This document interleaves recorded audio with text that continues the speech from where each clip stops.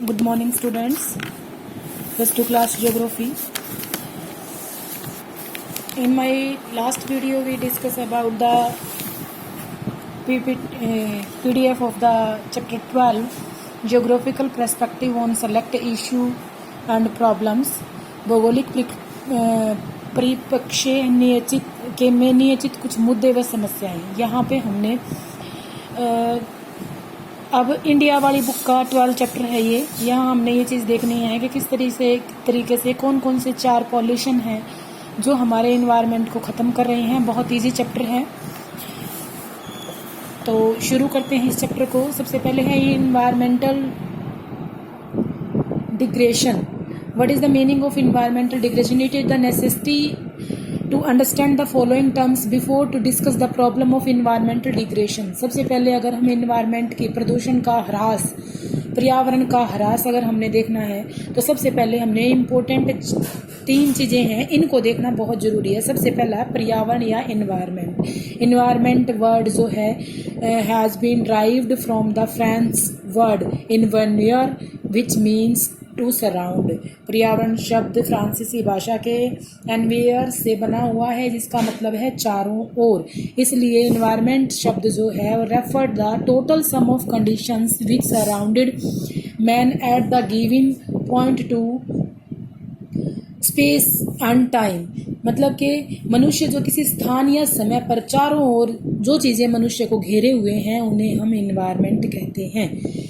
Environment को कौन कौन सी चीज़ें लेंगी? In other words environment is the totally of the physical, social, biological factor individually as well as the collectively.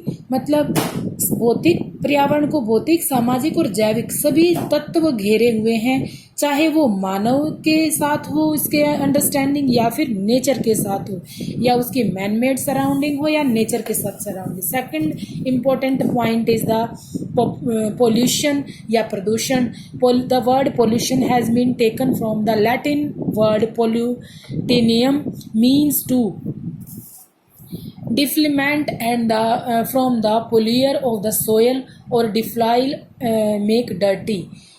अंग्रेजी भाषा का पोल्यूशन शब्द लेटिन के पोलिनियम से लिया गया है जिसका मतलब होता है गंदा करना. साधारण शब्दों में वायु, भूमि या जल के भौतिक, रासायनिक और जैविक लक्षणों में अनचाहे परिवर्तन है जो मनुष्य के प्रतिकूल प्रभाव डालते हैं. प्रतिकूल होता है एंटी प्रभाव डालते हैं, जिसके कारण वो चाहे फिजिकली हो, केमिकली हो या बायोलॉजिकली हो.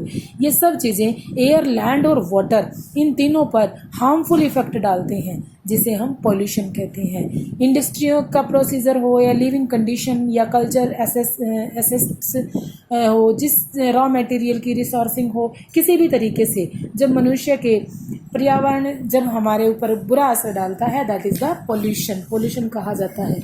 ये 3 टाइप से देखा जा सकता है. सबसे पहला तो मनुष्य क्रियाकलापों में उत्पन्न अपशिष्ट पदार्थ. मतलब मनुष्य जो अपने काम कर रहा है उसके कारण जो बन रहा है उसमें जो चीज़ें हैं, जो कूड़ा कचरा है, वो कितने ऐसे तरीके से उसको ख़त्म किया जा रहा है, उसका क्या अच्छे तरीके से निपटारा हो रहा है. दूसरा, प्रत्यक्ष व अप्रत्यक्ष रूप से फेंके गए अपशिष्टों में उत्पन्न हानि. जो खुले में या किसी भी जगह पे जो चीज़ें फेंकी जा रही हैं उसके जो हैं वो चीज़ें क्या वो अच्छे तरीके से रखी जा रही हैं. एंड थर्ड इज़ द परिस्थितियाँ जहाँ हानि प्रदूषण तीसरे पक्ष को सहना पड़ता है. मतलब कौन कौन से सर्कमस्टांसिस हैं जो हमें सहने पड़ते हैं. ये पोल्यूएंट में आते हैं, प्रदूषकों में आते हैं. यहाँ पे अगर पोल्यूशन के अंदर ही वैसे हम इन तीनों चीज़ों को देखते हैं कि ये 3 चीज़ें जो इन्होंने पोल्यूएंट में दिया हुआ है वो हमने 3 जो दी हैं वो क्राइटेरिया, जैसे हम कहीं पोल्यूशन का पता लगाते हैं तो वो इसी के अंदर आता है.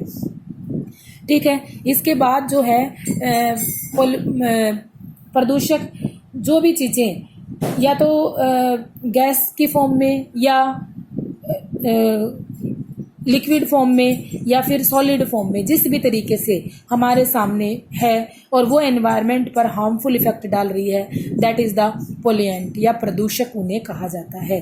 Into 4 categories. अगर हम पोल्यूशन को जर्नली बांटे तो 4 कैटेगरी में हम उसको बांट सकते हैं. Medium of transportation of the pollution, किसी भी तरीके से पोल्यूशन एक जगह से दूसरी जगह जाता है। सबसे पहला है water pollution, second air pollution and third land pollution and fourth is the noise pollution.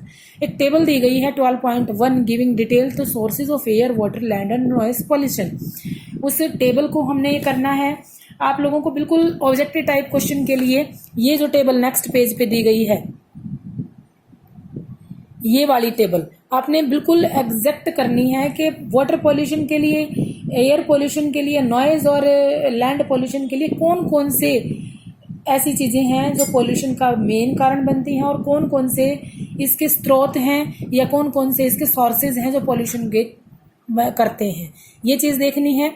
और एक और टेबल दी गई है sources of pollution in Ganga and Yamuna river, Ganga और यमुना रिवर के लिए। यहाँ से क्वेश्चन जरूर पॉइंट आउट होता है, यहाँ से भी क्वेश्चन 101% इन दो टेबल से क्वेश्चन आएगा।